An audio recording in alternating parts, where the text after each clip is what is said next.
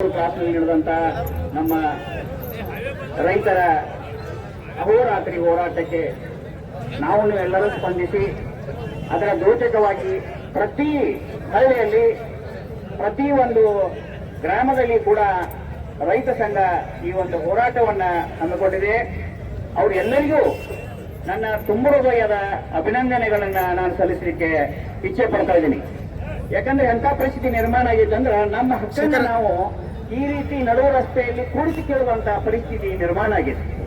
ಇದಕ್ಕೆಲ್ಲರೂ ನಾವು ಏನು ಸಂಘಟನೆ ಇದೆ ಈ ಸಂಘಟನೆ ಇದೇ ರೀತಿಯಾಗಿ ಮುಂದುವರಿಬೇಕು. ನಾವು ಇಡೀ ವಕೀಲ ಸಮುದಾಯ ನಿಮ್ಮ ಜೊತೆಗೆ ಯಾವತ್ತೂ ಇರ್ತದೆ. ನಾವು ಹೇಳ್ತಾ ಇರೋದು ಒಂದೇ ಉದ್ದೇಶ, ಪ್ರತಿಯೊಂದು ನೀವು ಸರ್ವಜ್ಞಾಗಿ ನಮ್ಮನ್ನು ಕೇಳಿ ಯಾವುದೇ ಒಂದು ಕಾನೂನಿನ ಸಲಹೆ ಸಹಕಾರ ಬೇಕಾದ್ರೆ ನಾವು ಸದಾ ನಿಮ್ಮ ಜೊತೆಗಿರ್ತೀವಿ. ನಾವು ರೈತರ ಮಕ್ಕಳಿದ್ದೀವಿ, ನಾವು ರೈತರಿಗೆ ಸತ್ಯಾಗ್ರಹ ಮಾಡ್ತಾ ಇದ್ದೀವಿ. ನಿಮ್ಮ ಜೊತೆಗೆ ನಾವು ಕಾನೂನಾತ್ಮಕವಾಗಿ ಯಾವುದೇ ರೀತಿಯ ಹೋರಾಟಕ್ಕೂ ಕೂಡ ನಾವು ಬೆಂಬಲವನ್ನು ಸೂಚಿಸ್ತೀವಿ ಅಂತ ಹೇಳಲಿಕ್ಕೆ ನಾವು ಇಡೀ ನಮ್ಮ ವಕೀಲ ಸಮುದಾಯ ಇಲ್ಲಿ ಬಂದದ. ನಾವೆಲ್ಲರೂ ನಿಮ್ಮ ಜೊತೆ ಸಹಾಯ ಇರ್ತೀವಿ ಅಂತ ಹೇಳ್ತಾ ನಾವೇನು ಬೇರೆ ಏನು ಕೇಳ್ತಾ ಇಲ್ಲ. ನಮ್ಮ ಬೆವರಿನ ಹಣಿಗೆ ಏನ್ ನಾವು ದುಡಿದಿದ್ದೀವಿ ಅದಕ್ಕೆ ನ್ಯಾಯಯುತವಾದ ಬೆಲೆಯನ್ನು ನಾವು ಕೇಳ್ತಾ ಇದ್ದೀವಿ. ಏನು ಅವ್ರ ಕಿಸೆಗಿಂದ ರೊಕ್ಕ ನಾವು ಕೇಳ್ತಾ ಇಲ್ಲ. ಒಬ್ಬ ರೈತ ಒಂದ ತನ್ನ ಬೆಳೆಗೆ ಬೆಳಿಬೇಕಾದ್ರೆ ಏನು ಖರ್ಚು ಬರ್ತದೆ ಅನ್ನೋದು ಅವ್ರಿಗೂ ಅರಿವೈತಿ. ಆದ್ರೆ ಅದ್ರಾಗಿಂದ ತೆಗೆದು ಕೊಟ್ರೆ ನಮಗೆಲ್ಲಿ ಕಡಿಮೆ ಆಕತ್ತು ಅನ್ನೋ ಉದ್ದೇಶಕ್ಕೆ ನಮ್ಮನ್ನ ಇಷ್ಟು ಕಾಣಿಸಾಕತ್ತಾರ. ನಾವು ಹಿಂದೆ ಸರಿದು ಬೇಡ, ಅದು ಬೇಕಾದಲ್ಲಿ ಮಠ ಹೋಗ್ಲಿ, ನಾವು ನಿಮ್ ಜೊತೆಗಿರ್ತೀವಿ. ಆ ಹಕ್ಕನ್ನು ನಾವು ಪಡೆದೇ ತೀರೋಣ ಅಂತ ಈ ಮೂಲಕ ನಾನು ನಿಮ್ಗೆ ಹೇಳಲಿಕ್ಕೆ ಇಚ್ಛೆ ಪಡ್ತಾ ಇದ್ದೀನಿ. ನಮ್ಮ ಹಿರಿಯ ವಕೀಲರು ಆರೇ ಪರಿಸರ ಒಂದೆರಡು ಮಾತನ್ನು ಹೇಳ್ಬೇಕಂತ ಕೇಳ್ಕೊತಾ ಇದ್ದೀನಿ. ರೈತ ಬಾಂಧವರಿಗೆ ನನ್ನ ವೈಯಕ್ತಿಕವಾಗಿ ಎರಡು ಶರಣಾರ್ಥಿಗಳು. ಈಗಾಗಲೇ ನಮ್ಮ ನ್ಯಾಯಾಧಿಕಾರಿ ಸಂಘದ ಅಧ್ಯಕ್ಷರಾದ ಮೊಗರು ಅವರು ಹೇಳಿದ್ರು, ನಾವು ಎಲ್ಲ ರೀತಿಯಿಂದ ತಮಗೆ ಸಹಾಯ ಮಾಡೋಕೆ ರೆಡಿ ಇದ್ದೀವಿ ಅಂತ ಹೇಳಿದ್ರು. ಇವತ್ತು ನಾನು ಹೇಳ್ತೀನಿ, ಅಕಸ್ಮಾತ್ ನಿಮ್ಮ ಪ್ರತಿಭಟನಾಕಾರರ ಮೇಲೆ ಏನಾರ ಪೊಲೀಸ್ ಕೇಸ್ಗಳು ಆದ್ರೆ ನಾವು 10 ರೂಪಾಯಿ ತಗೊಂಡ್ಲೆ ನಿಮ್ಮ ಕೇಸ್ಗಳನ್ನ ಇದು ಅಲ್ಲ. ಹೈಕೋರ್ಟ್ನಾಗ ರಿಟ್ ಪಿಟಿಷನ್ ಹಾಕಕ್ ಬರ್ತದ.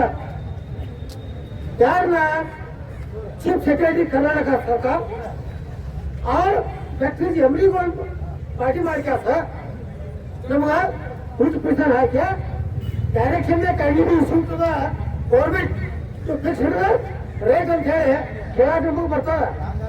ಸರ್ಕಾರಕ್ಕೆ ನಿರ್ದೇಶನ ಕೊಡ್ರಿ, ರೇಟ್ ಫಿಕ್ಸ್ ಮಾಡಿ ಅಂತ ಕೇಳಕ್ ಬರ್ತದ. ಹಂಗ ಜಾಗೃತ ಮಾಡೋದು ಸಹಿತ ನಿಮ್ಮ ಪರವಾಗಿ ರಿಟ್ ಪಿಟಿಷನ್ ಫೈಲ್ ಮಾಡಕ 10 ರೂಪಾಯಿ ತಗೊಂಡ್ಲೆ ನಾವು ಮಾಡಿಕೊಟ್ಟು. ನಿಮ್ಮ ವಿಮಾನ ಯಾವತ್ತೂ ಸದಾಕಾಲ ಅದೇವು. ನಾವು ನಮ್ಮ ಕೈಗೊಂಡ್ ನ್ಯಾಯೋದಯ ಸಂಗಾತಿ, ಕಿತ್ತೂರು ನ್ಯಾಯೋದಯ ಸಂಗಾತಿ, ನಾವು ರೈತರ ಪರವಾಗಿದ್ದೆವು.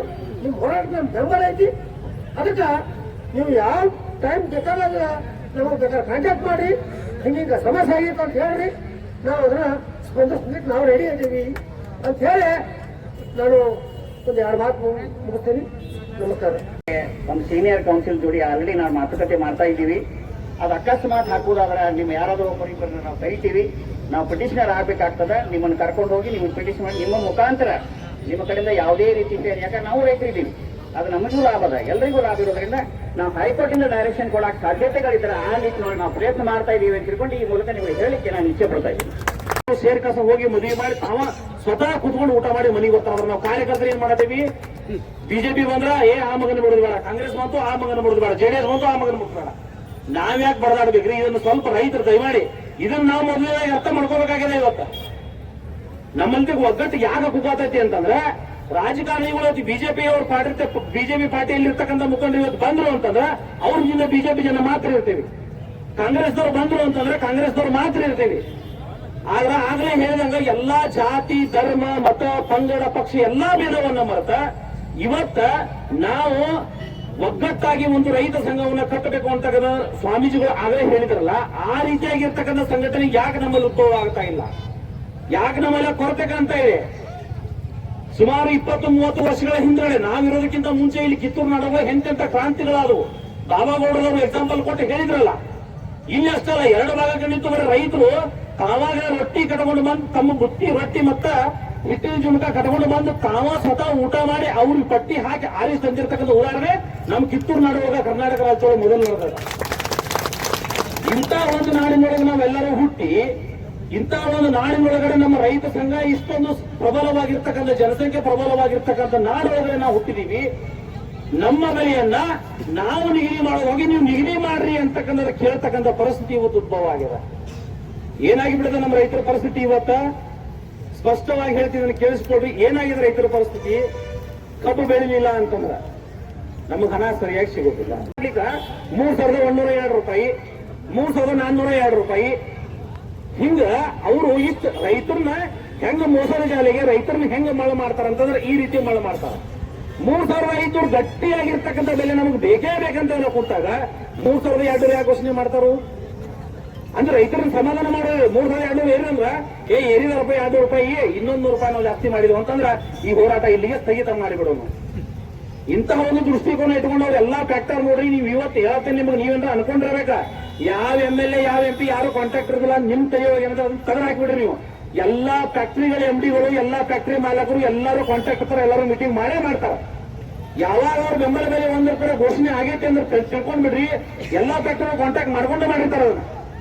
ಆ ರೈತರಿಗೆ ಇದು ಗೊತ್ತಾಗೋಲ್ಲ ವಿಷಯ. ನಾವೇನ್ ತಿಳ್ಕೊತೀವಿ, ನಮ್ಮ ಭಾಗದ MLA ಅವರದಾರು, ನಮ್ಮ ಭಾಗದ MLA ಅವ್ರು ನಮ್ಮನ್ನು ಬಿಟ್ಟು ಏನ್ ಮಾಡ್ತಾರೆ, ನಮ್ಮ ಬಿಟ್ಟು ಅವ್ರು ಮಾತಾಡೋದಿಲ್ಲ. ಆ ಭಾಗದ MLA ಅವರದಾರು, ಅವ್ರು ಜಾರಕಿಹೊಳಿ ಸೌಕರ್ಯ ವಿರೋಧದಾರು, ಇನ್ನೊಬ್ರು ರಮೇಶ್ ಕತ್ತಿ ಅವ್ರ ವಿರೋಧದಾರು, ಇನ್ನೊಬ್ರು ಬಾಬಾ ಸಾಹೇಬ್ರ ವಿರೋಧದಾರು, ಇನ್ನೊಬ್ರು ತೊಡವಾಡಿ ವಿರೋಧದಾರು. ಆದ್ರೆ ನಾವು ಅನ್ಕೊಂಡಿದ್ ತಪ್ಪಲ್ಲ, ನಾವು ಮಾಡ್ತಾ ಇರೋದು ತಪ್ಪಲ್ಲ. ಕಾರ್ಯಕರ್ತರಿಗೆ ಯಾರು ನೀವು ಜಗಳ ಮಾಡ್ರಿ ಅಂತ ಯಾರು ಹೇಳ್ಕೊಡೋದಿಲ್ಲ. ಆದ್ರೆ ಜಗಳ ಮಾಡ್ತಕ್ಕಂಥದ್ದು, ನಾವು ಪಕ್ಷವನ್ನು ವಿರೋಧ ಮಾಡ್ತಕ್ಕಂಥದ್ದು, ವ್ಯಕ್ತಿಗತವಾಗಿ ಯಾರನ್ನು ವಿರೋಧ ಮಾಡಬಾರ್ದು. ನಾವು ಪಕ್ಷವನ್ನು ವಿರೋಧ ಮಾಡೋಣ. ಆದ್ರೆ ಅವ್ರು ಬಂದಿರ್ತಕ್ಕಂಥ ಸಮಯದೊಳಗಡೆ ನಾವೆಲ್ಲರೂ ಕೂಡ್ಕೊಂಡು ರೈತ ಸಂಘಟನೆ ಅಂತಕ್ಕಂಥದ್ದು ಯಾಕೆ ಇಲ್ಲಿ ಹುಟ್ಟಾಗಬೇಕು, ಈ ಗಟ್ಟಿ ಧ್ವನಿಯಿಂದ ಕಿತ್ತೂರು ನಾಡೊಳಗೆ ಯಾಕೆ ಇರಬೇಕು ಅಂತಂದ್ರೆ, ಯಾವುದೇ ಹೋರಾಟ ಬರಲಿ, ಇವತ್ತು ನಾವು ಕಬ್ಬಿನ ಬೆಲೆ ನಿಗದಿ ಮಾಡ್ರಿ ಅಂತ ನಾವು ಏನು ಹೋರಾಟ ಮಾಡ್ತೀವಿ ಅಂತ ಹೋರಾಟ ಅಲ್ಲ. ಯಾವುದೋ ಒಂದು ಹೋರಾಟ ಇವತ್ತು ಬರಲಿ, ಯಾವುದೋ ಒಂದು ಹೋರಾಟಕ್ಕೆ ನಾವು ಇವತ್ತು ನಿಲ್ಲೋಣ.